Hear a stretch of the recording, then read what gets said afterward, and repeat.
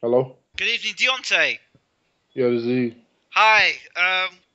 Thank you for talking to Bayloric TV. What's going on, man? Not a lot. Welcome to the UK. Oh, yeah. Oh, yeah. So how do you find it being in the UK? I mean, I'm enjoying myself. I mean, this is not my first time here, so, you know, and I got friends over here as well, too, so it's, you know, I'm not a stranger, but you know, I'm enjoying myself, been having fun, been meeting new people Hmm. as well, too. Been going around the city all day, meeting different people, so I'm definitely enjoying myself. So what does it feel like to be at this point of time now, to be facing Audley Harrison, the former Olympic champion, the European champion, in the UK, fighting away from home, representing America as, the man who is the heir to Klitschko's? It feels good.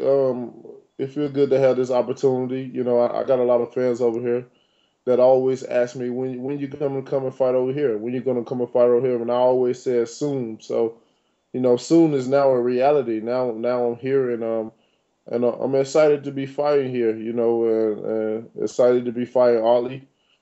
You know, and you know, I'm glad that he took the challenge because it was an on and off situation, and you know, and for one, I like feeling like the underdog, you know, because I'm in his backyard. If he had any sense, he'll be feeling like, yo, this guy is from the UK. He's coming in my backyard. This is my home. This is where my people is, and I can't lose in front of my people. I'm gonna have to show my people because I'm an outsider. So, you know, so I'm looking forward to. I'm looking forward to a great fight.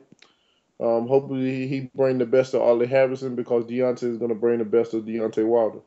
It's an interesting fight as well because, fight fans know that Audley Harrison is based in the US. Audley Harrison also is somebody that I know very well, somebody that I went to college with years ago. But Audley moved to the States, he's married and lives in the States. Why does he come back to have the fight in the UK when you both could have had the fight in America? Well, you know, Golden Boy signed a deal with the promoters here to have I think it's 5 shows, either 5 or 6 shows here in the UK, and you know, our main plan was to try to fight Tony Thompson after him beating David Price. But since they had the rematch thing, you say, hey, this came about. Amir Khan, you know, had a promotion. They had a show going on here, and they wanted to put me on. So this is how this came about. And I don't know how I don't know how the Otley thing came about. I just know we got a phone call, and my manager was telling me about Ollie Harrison. Fight him. I was like, hey, you know, whoever y'all line up in front of me, let's do it. Let's make it. You know, I run from nobody. Whoever they want me to fight, let's go. Let's get it on. And that's how that came about. You know, then first like I said, first he picked it up, then he dropped it. He picked it back up and dropped it, and now it became 2 weeks before the fight. He picked it up, and here we are. You know, Saturday night at Motor Point Arena.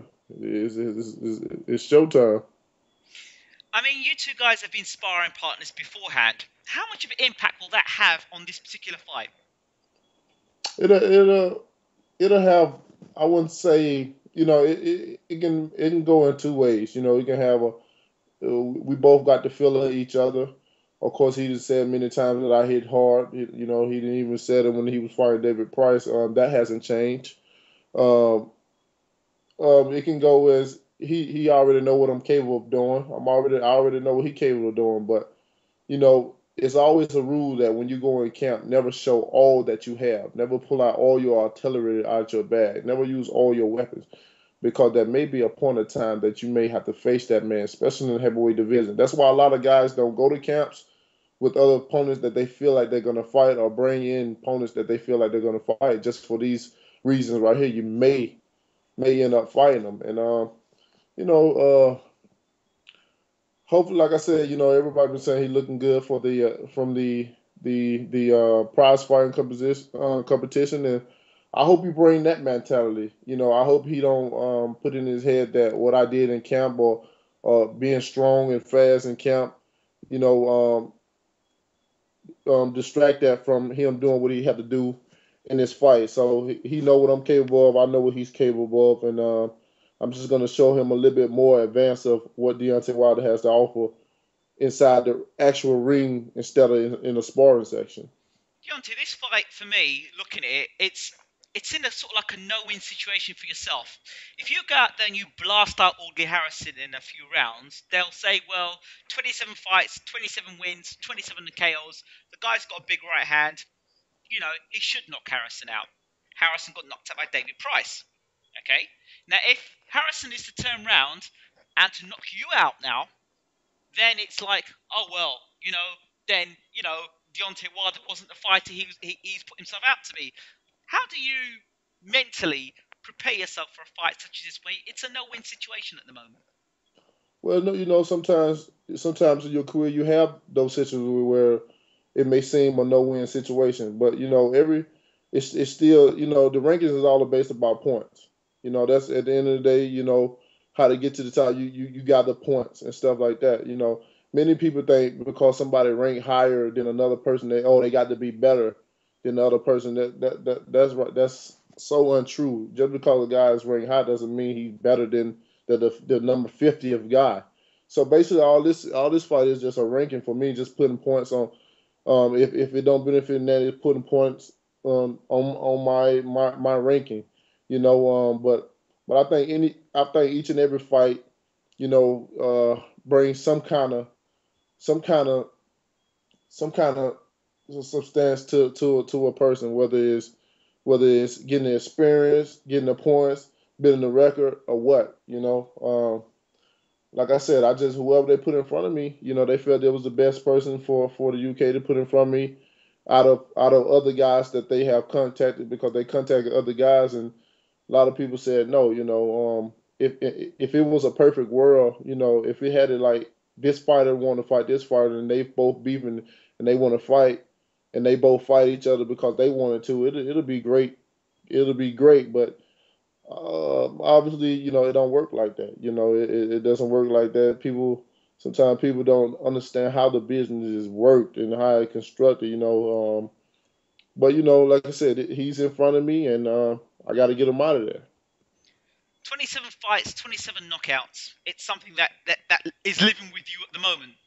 Almost like Floyd Mayweather's, 43-0 or 43-0, and 43 have tried and 43 have failed.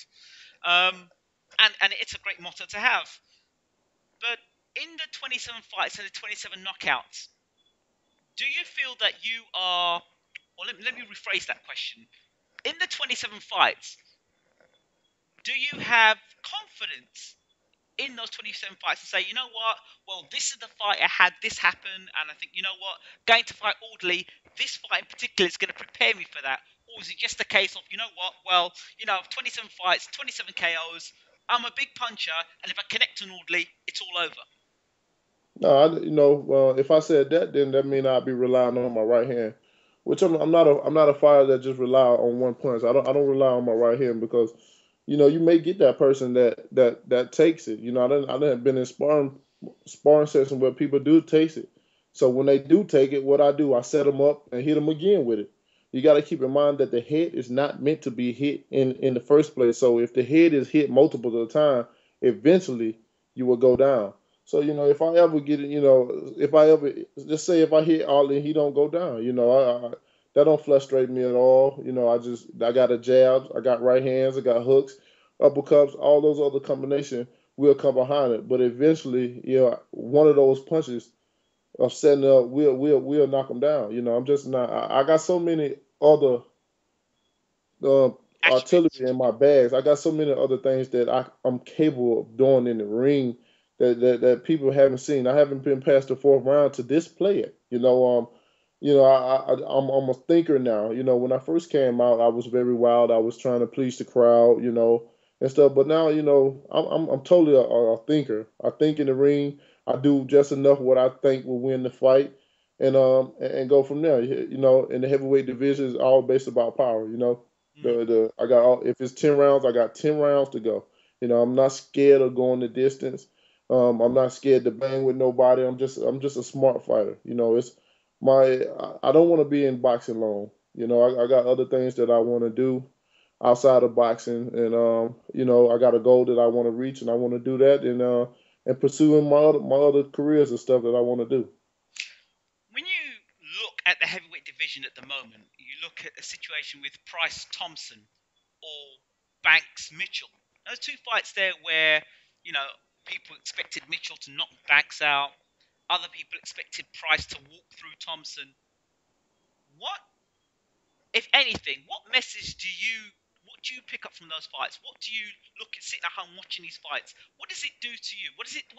How does Deontay Wilder respond to this situation? I mean, it just made me even humble me even more. I'm a very humble person and an open-minded person, and that just let you know that you put that reminder sticker back in your locker. Just let you know, don't take no fighter for granted, no matter who they are, no matter what record they had, no matter who to beat them or who they have beaten. You know, you can't you just never know who's gonna have a good night or who's gonna have a bad night, or who's gonna be feeling good, who's gonna be feeling right. It's all in the training. You know, the most time the best fitted man that have worked hard win, but sometimes you get those cases where some guys get a lucky punch and then your night is destroyed. But you can never putting that in past no fighter. Never take no fight lightly. For me, I take each and every fight seriously. I take this my job seriously. I'm always in shape. I'm always training. You know, even when I fight, I take a week off. That's about the longest time I take off from the gym. I get right back in there as if I'm finna fight again for a championship. I'm never out of shape, and that's always be the key. That's why I can take short notice fights as I do. I can do it all. But no, this is if anybody hasn't learned, they should have definitely learned off the Price fight. Because I've been in camp with Tony before, and I literally blew the guy at the gym. The first time I got there, he didn't want to spar anymore.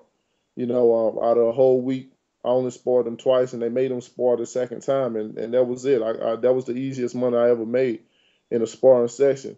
But Tony, he was definitely out of shape, but he ended up getting a lucky punch off because I felt that Price was had so many people's in his ear saying, "Oh, he's out of shape. You're gonna get this bomb out of here and this and that." And sometimes you have where you hold your guard down so low that the upsets happen. And I'm definitely not looking forward to having any upsets in my career. I don't want to go backwards, and I can't afford to go backwards because again, I'm not the type of person that want to stay in this business long.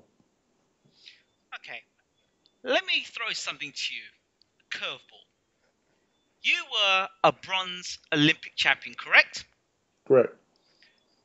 Let's let's turn the clock back a bit. Let's imagine you and Audley Harrison were to fight for the Olympic final.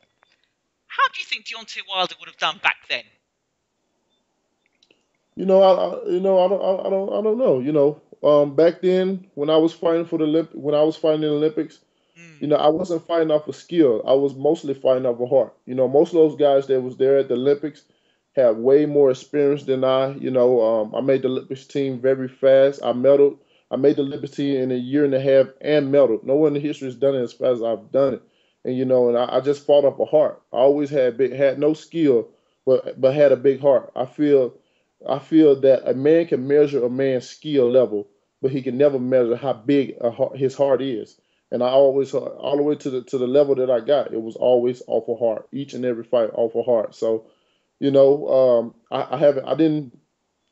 I didn't know Otley when he was in the Olympics. I never seen him perform in the Olympics, so I don't know how he looked it or his style or nothing like that. But if it was the same way as now as his heart is now, I say Deontay Wilder still beats him. Interesting.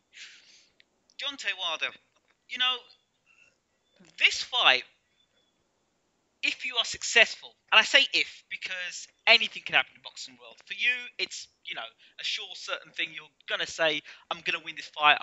Regardless how it happens, I'm gonna win this fight," and that's cool. After this fight and after this win, where does Deontay Wilder want to go next? Who does Deontay Wilder want to fight next? Is there anybody you look at and say, you Well, know what, I'll fight him. I want him next. well, right now all my mind is on Arlie Harrison. Okay, That's I don't look past nobody. You can't look past because if let's say if it was in God will that he beat me, then I can't think about the next opponent because now I got to rebuild myself up. So I don't even pull my mind that far because business haven't been done yet. So Otley Harris is all that we're worried about right now. wow, wow, wow, wow. Let's talk about the heavyweight division around you, the fights around. Just finished talking to Tony Grana, and he had a fair, interesting view of the heavyweight division. What did you think of Tyson Fury's fight with Steve Cunningham? Uh, I feel the same. I feel the same way other people feel. I feel that if I feel that if Cunningham was a true heavyweight, that when he dropped him, it probably would have hurt him a little bit more, would have been a little bit more effective. Eh, I feel that it definitely both of them made it a sloppy fight, and but he did what he had to do. He did what he's supposed to do. When you get hurt and you get in there, get tired, you lean on you lean on the smaller man.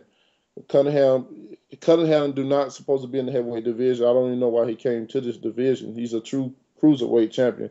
You can't come in here and barely, get over 200 pounds and fighting somebody that damn near got weight 30, 50 more pounds over you and expect to win it unless you're smart, unless you're a smart fighter.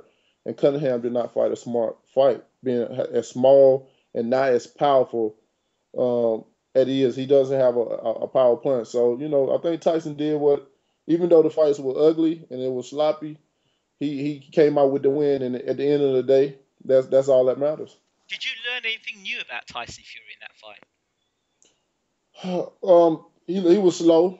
He was slow, and if he can get hit with by a cruiserweight that has no power like that, just imagine somebody that is worldwide known as the people gave me the knockout king and known for having a dynamite in his right hand. Just imagine, because I always put myself in that position. I'm like, just imagine if I would have hit him like that, and that was a clean shot. Yeah, I think that would have been an L on his record for sure.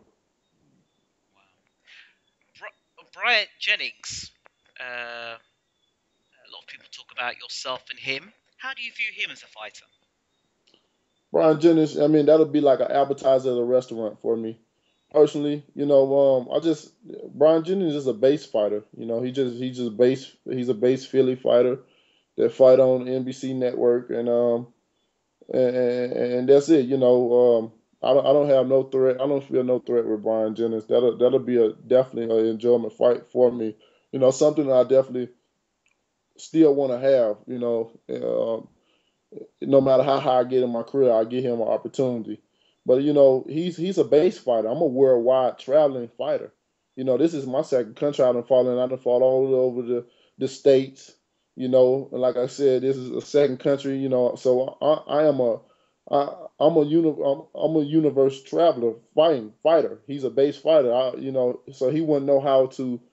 He had to get more. As far as talking about experience and stuff like that, let's see him travel around the world to get out of his element, to get out of his comfort zone, not just in the states. Let's go somewhere else or fight a taller guy. I don't fought many smaller guys. Let's see him against a tall guy as myself.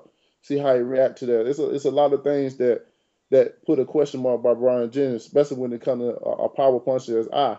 When he fought Tupa put him on his ass. And again, Tupa big guy that didn't even count it down for Tupa, but again, I'm one of the hardest hitting, labeled as one of the hardest hitting, fighters in the game, and by him being so small, that'll be just like me, just like the Tyson Fury and Cunningham fight, but just a smoother, cleaner fight. I'll dominate him, man. So does Deontay Wilder understand the whole thing about rivalry? Is this tongue in cheek, Deontay, or is this really what you feel? This is really, really what I feel. If it isn't what I feel, I wouldn't speak it from my mouth. No, no hype here. This is proper. Because I do sense that there's a wanting for you to have this fight with Jennings. Why do you feel this way? So I can feel you really want this fight.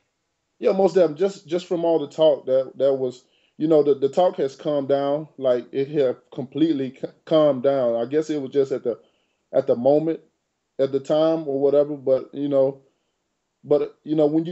the promoter gets involved more than the fighter himself talking, because basically his promotion company was talking way more than he was talking. They started it really, and when it's dealing with like that, I want to prove, I want to get your boy out of there. I want to show your promotion company that you messed with the wrong man.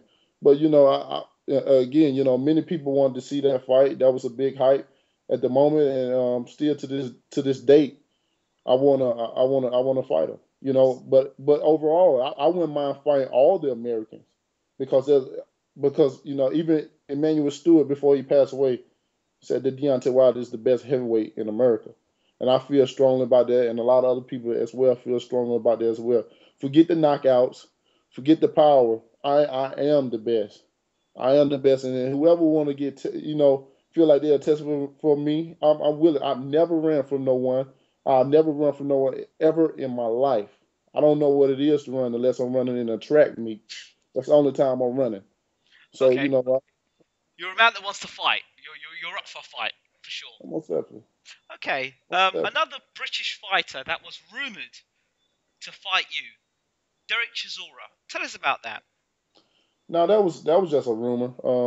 I didn't hear nothing stating that far as my people, far as me and Chisora fighting. So I think that was just a rumor somebody spread it. There's a lot of rumors people spread. That's the secret. That's the secret weapon behind keyboard warriors nowadays. The internet. The internet is their biggest weapon now because you can post anything on the internet and damn near anybody will believe what people say. So, you know that's that's why you got to stay calm and collect because sometimes people could say things to a person that would piss a person off, and you don't know what's the step measurements a person would take to come and find you. Just like with just recent accident, that fighter came to that person's house and down there killed them Yes. because people don't understand who they talking to. They don't people see me. Yeah, of course I'm a nice guy. I'm down to earth. Even in person, I'm a down to earth guy. But everybody got a past and a history. They don't know what my abilities and what I'm capable of doing. I make you snap one day and try to come and find you. And when I find you, of course, it's not going to be pleasant.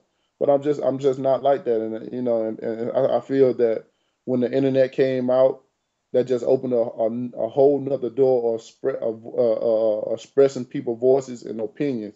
And sometimes it can be in a good way, but sometimes it can be in a bad way because it's too many murderers and killers out here. You just never know who's crazy, And I thank God I got a great mind because Have I you? probably would have went and saw somebody myself. I mean, recently I experienced my own somebody on the internet impersonating me and all the rest of it, which was interesting. But anyway, the internet is an interesting place, and I'm glad you mentioned this because I know that you have copped a lot of flack because of some of the opponents you've been fighting.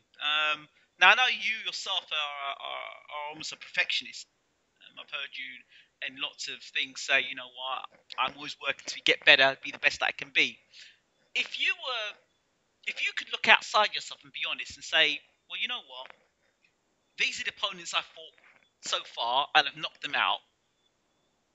Would you say that the opponents you fought so far are the sort of opponents that could prepare you to fight a Wladimir Klitschko, or would you say now's the time you're actually stepping up? I mean, it definitely now's the time we're definitely stepping up. Each and every fight want to be a step up. But sometimes you get in situations where you got to get what's next. Maybe be somebody wants you badly on the show, and you fighting this guy, you fight this guy. But I don't feel like nobody I fought has been in vain or just some fight. I learned from each and every fighter in the ring, whether it's gaining the experience, testing different techniques and move or whatever. Everything is a game for me because some of the guys I fought, that went rounds and rounds with champions, and they ain't knocking them out. You know what I mean? The thing about it is when I fight people, I finish the job and I do it in proper manner. When other great guys that they got them so high ranked they can't even finish the job, but I've done it. And I give respect to any man that step in that ring because it take a lot of courage and will to just step in that ring and knowing you finna get your head smashed or getting your ass kicked. It takes a lot of respect. It just takes a lot to get up in there. I respect each and every last one of them. Many people may say what they want to say, and they gonna think what they want to think in their own opinion. But my thing is, would you get up in that ring? And and damn near half the people that say things about negative things about fighting and stuff like that, I guarantee you, I wouldn't have put any kind of money they won't step in that ring and go just a minute with no fighter. So I respect them all, and I think each and every one of you learn for it, and it is preparing me for it. And now that we're getting more and more into it, hopefully these guys step out. We done had a lot of guys that have turned me down. Nobody wants to have a setback, and I am the one that'll give you a setback because the people know, even the fighters know that when Deontay come to fight, Deontay comes to fight. When you're gonna be in a match, you're gonna be in a war when you fight this. This is definitely not gonna be an easy fight, or just somebody you just gonna run over. Because I'm doing this for a purpose, not only just for my daughter, but just to fulfill my dreams and the goals that I'm trying to reach myself. So it's a lot on the line when I go in the ring. So when I tell people when they come to fight me, they better be ready because I'm coming to knock your head off your block. I'm coming to do that. There's almost a sense of a real intensity about you, Deontay, like a volcano ready to explode. Um, you seem like a man that really wants to prove a point, especially on Saturday night. Almost definitely. You Now, know, go ahead. the main thing I like proving people wrong. I like throughout my years of living. I always have proved people wrong. Even when I was younger, many people said I wouldn't be nothing. I went just because of sometimes the choices or I always was fighting. I tell people I never look for trouble, but trouble always found me. You're just gonna be just like the other ones. You're not gonna be nothing. But I like to prove people wrong. That's my biggest that put the biggest smile on my face. When people doubt me, that give me all the motivation and the courage to prove you wrong. I'm like, okay, we're gonna see, and I smile. I'm always smiling, even when I read stuff, which I barely read stuff. Even when I do read it, it's not a thing that I'm mad or I'm finna delete somebody or not talk. I smile and be like, okay, that just a little bit more logs to keep my fire burning. This show just so because soon, and we talking very soon. This is gonna be a beautiful year for me, and we talking soon. All answers that people have for me or questions, putting a question mark about me or whatever, everything will be revealed this year. And a lot of people are gonna get proved wrong. I'm gonna show them that what I've been known since I've been here, it's not gonna be an excitement to me. Even if I get the if even if I fight the Klitschko, let's say in the next 6 months I fight the Klitschko and win the belt. It'll be excitement, but you wouldn't see excitement on my face because I would feel like I knew it all along I was gonna get it. It's just a matter of time. I know that you sparred with Wladimir Klitschko. What did you learn from sparring with Wladimir Klitschko? I learned a lot from sparring with Vladimir. I went down 45 plus rounds with him.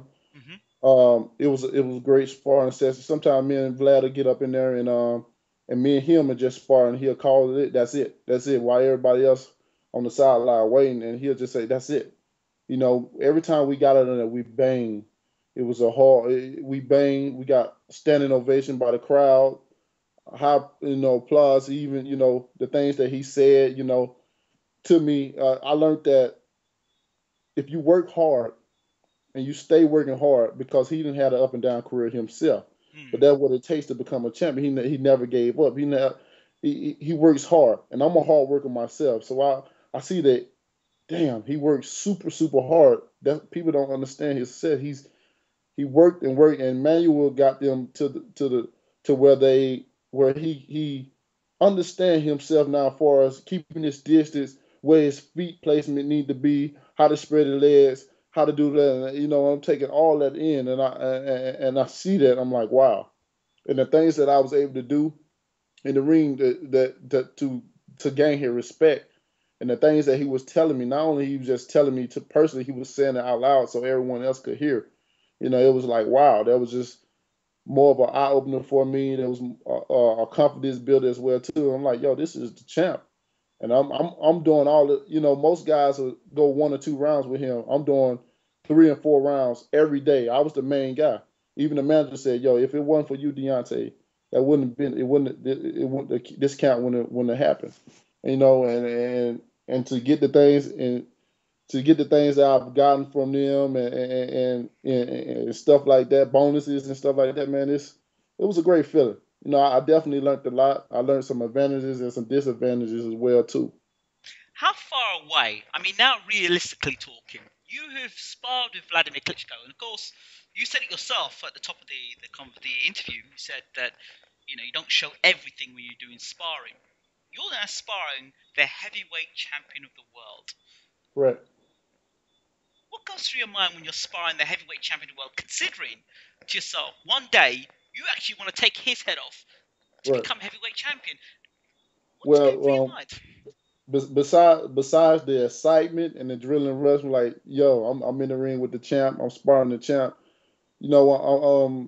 Other things go through my mind is, hey, let's not don't be scared to try new things with him. Don't be scared to make mistakes, because I put in my head that, hey, you got to. He's older. He's getting older, and he's already in his prime. I'm a young guy. I haven't reached my prime yet. It's still, as being a young guy, it's still a lot of things that I can adjust or go back to the drawing board and figure out how to do, or build my skill up. By him being older and already set in his ways and in his prime, it's not much that he's gonna change about himself. So that's why I wasn't scared to go in there and try things, or to get hit, or nothing, because I know I can go back and change, but he's not going to change nothing. So by the time we actually do get into a fight, I done adjusted some things, I done changed some things. So now I'm bringing a whole new different Deontay, that when we spar into an actual fight, now I'm a whole different fighter. And now I done found some weakness and strengths that I can use against him. So I took it all in, man, and I can't wait for that moment. Everybody get that moment. I definitely don't want them, at least not both of them, to retire. I definitely don't want to fight for a vacant belt. It just wouldn't feel the same. They've been dominating the division for a decade now, and it wouldn't be no greater feeling than to take it from the actual guys. So I'm working my way. Like I said, this is going to be a beautiful year for me, and great things is about to happen.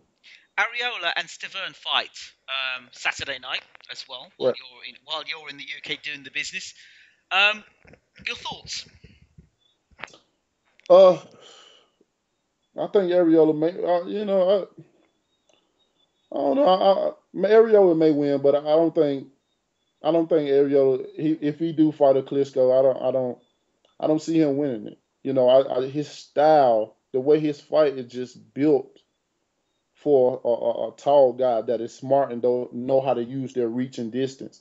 I mean, he cheats by coming forward with his face, and he had that come forward style. He liked the pressure, which is a great thing, but he come forwards with his head above his knees, and when you with a guy like me, 6'7", 84-inch reach, you're giving me all the advantage that I need. I don't have to put on no power. I can just keep that stick, that jab out there, and punch you all day. And what the Klitschko's do good best, what they do, they hypnotize you with the jab, jab, jab, jab. Then all of a sudden, right hand.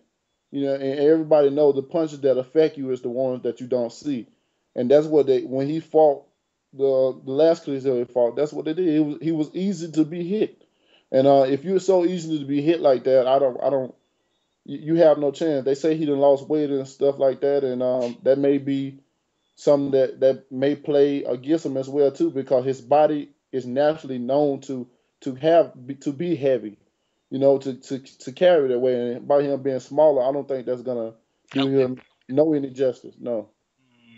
Interesting. Very interesting thought. So you think Stavern could cause the upset? Any like you said, just any fight. That's where anything can happen.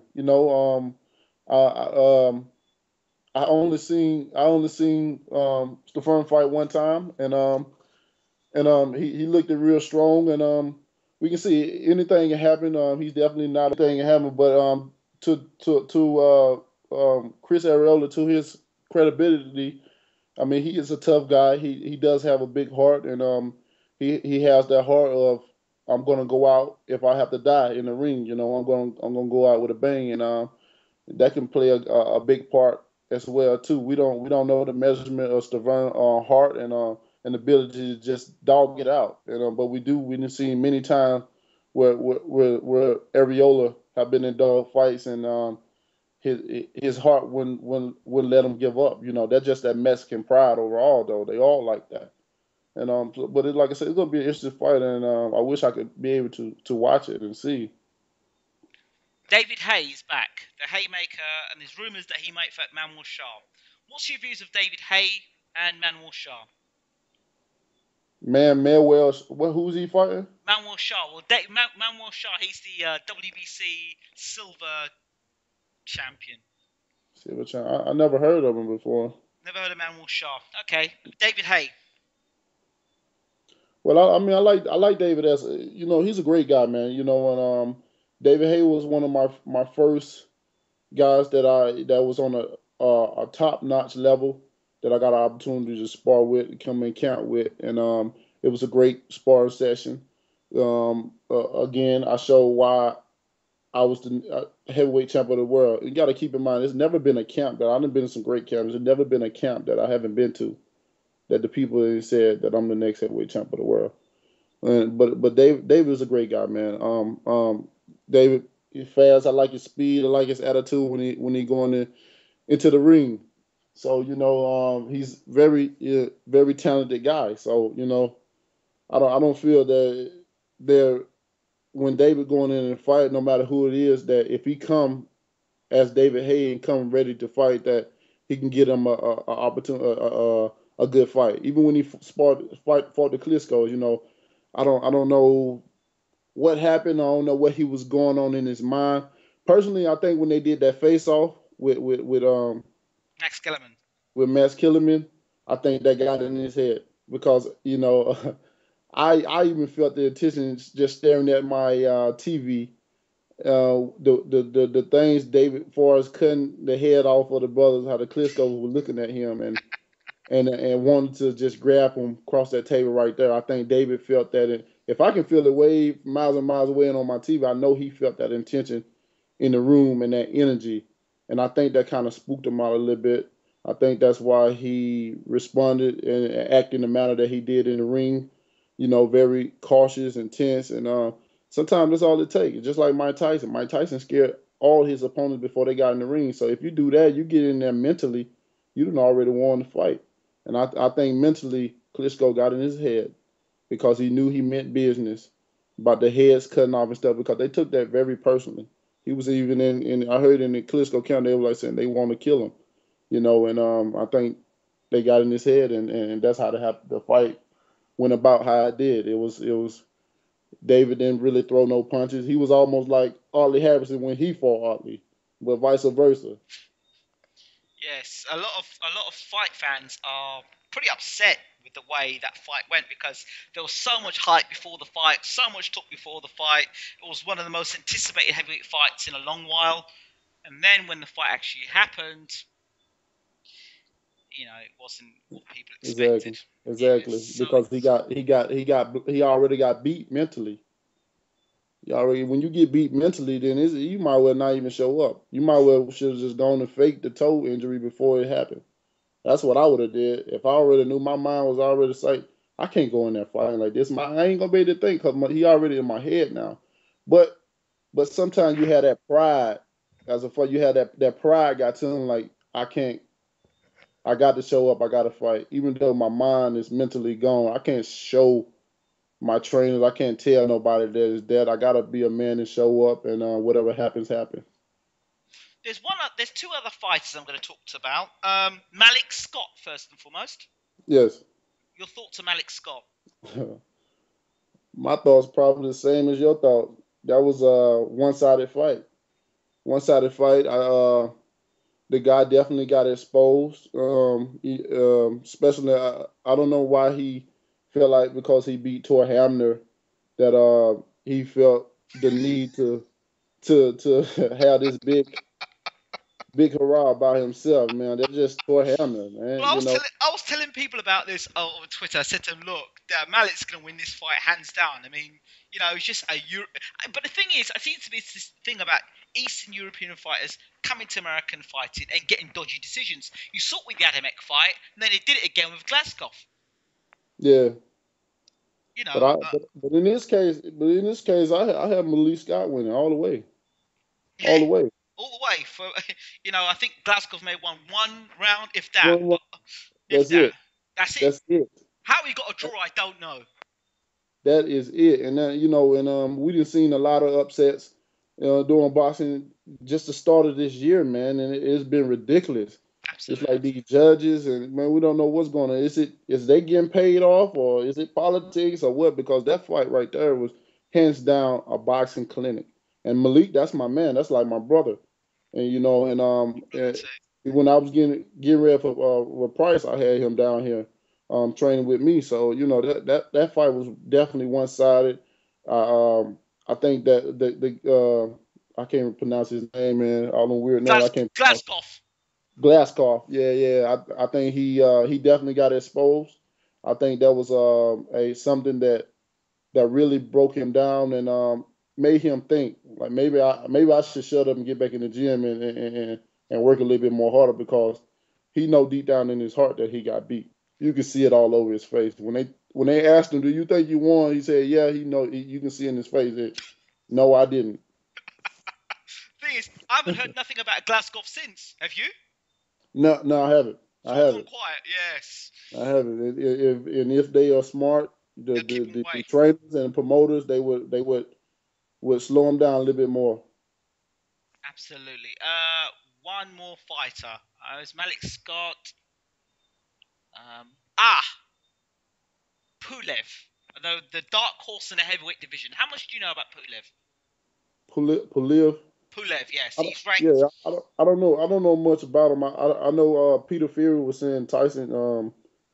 They either between David Haye and Pulev, yeah, yes, that they're trying to fight. Well, I can tell you about Pulev. Pulev's about 6'4", 6'5". Malik and I sat down and looked at tapes with him. Very, very good left jab. Probably one of the best left jabs in the heavyweight division. One of the best. And as decent power, can be sloppy, but he's got an upright style. The thing about Pulev is that left jab does set up openings for him. So he's fairly dangerous, and I think even Fury's camp understand that Pulev is, and a lot of people are rating Pulev to be a dangerous fighter. So have you seen him yourself then? I haven't seen him. If I have, I don't remember his face. I'm gonna have to look him up and see. When most of you guys have these crazy names, and I may know who you're talking about, but I may be pitching in my other head another fighter or whatever. But as of now, I don't recall who he is. One last fighter, Jonathan Banks. How does Deontay Wilder fight Jonathan Banks if the fight is to happen? I mean, you got to be smart when you fight Jonathan Banks. Jonathan been around the block, man, and Jonathan know how to box. So you can tell he's a smart fighter in the ring. He tries to think. So but not only just when Deontay, but when anybody fighting Jonathan Banks, you hear you got to think. You got to be a smart fighter. You gotta pick your shots, and you got to set up and make the right calls in the ring. At the end of the day, that's what it's all about, being the smartest fighter. Not just all the time in shape, but who got the better IQ, who's the smartest. With different things. That's what Mitchell. That's what Mitchell messed up. Mitchell messed up. Tried to had the mentality. I'm gonna beat him. I'm gonna hawk him down. I'm gonna try to bang him. And Mitchell is another person that leads with his head as well too. You can even see he walk on his heels, then come to his toes. That's another correction that he should work on. And he giving all the advantage to the opponent when he doing that and leading with his head first. And but Johnny a smart fighter, you just can't come in there and try to bang him because he's gonna set you up. And he's a slick guy. Just seeing him out the fights. I never. That's my first time seeing him fight and stuff. But he's been around in great camps. He'd have been around a lot of great people. He's been under Emmanuel Stewart as well too. So, Mm, right away that would have told me, hey, I got to be smart because Emmanuel, man, he knows his stuff, man. does. So being under something as much as knowledge as Emmanuel Stewart, I would have automatically came in. I got to be cautious. I got to be smart.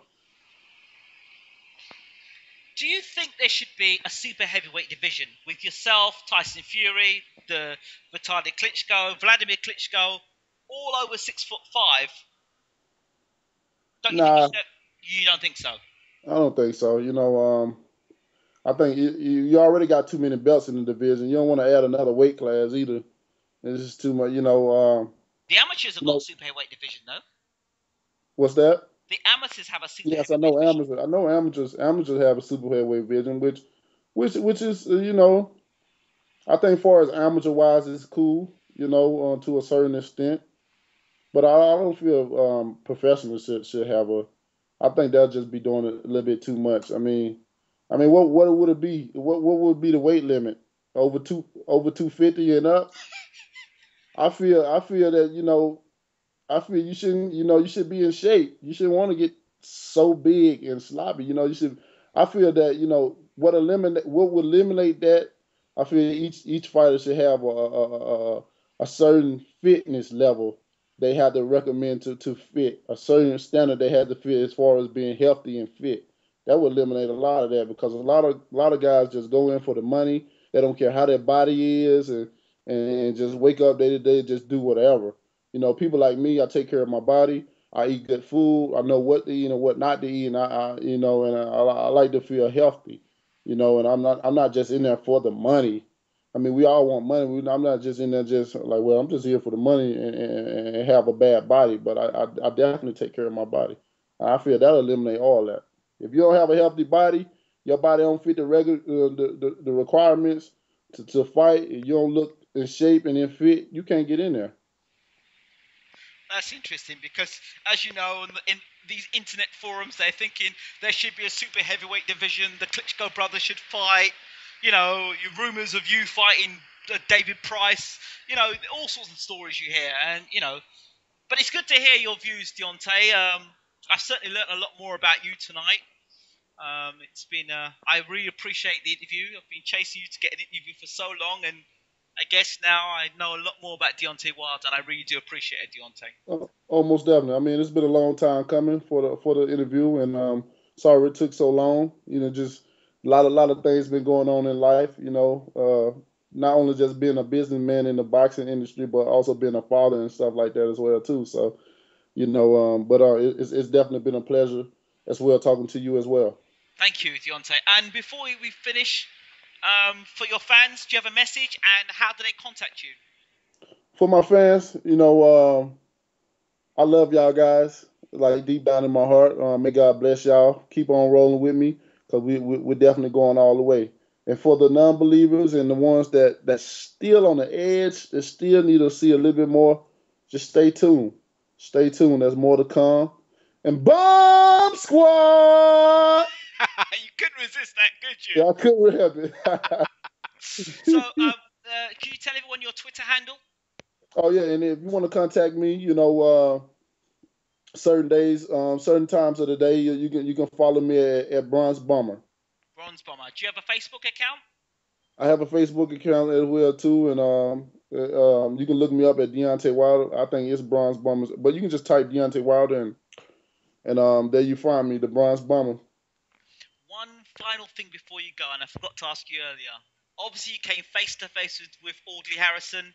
You looked into his eyes, dead in his eyes. What did you see? I saw a man that don't know what he's about to get himself into, and I saw a man that already had hiccups, saying, "Uh oh, a couple more days." But deep down, even though when I looked in the eyes, and I see I seen a confused man because he know what to expect. But I did feel like I seen that just something deep down in my heart feel like he's gonna come and fight. I said it in press conference. I actually feel like Otley is gonna come and fight. Yeah, and I could be wrong, but this is how I feel about him, and we're gonna see come Saturday night. I know he talk a lot of gibberish and says a lot of he says the same old stuff all the time. I had one guy say I've been knowing him for 13 years, and the 13 years he been a fighter, he been saying the same damn thing every time he lose. And but I actually feel in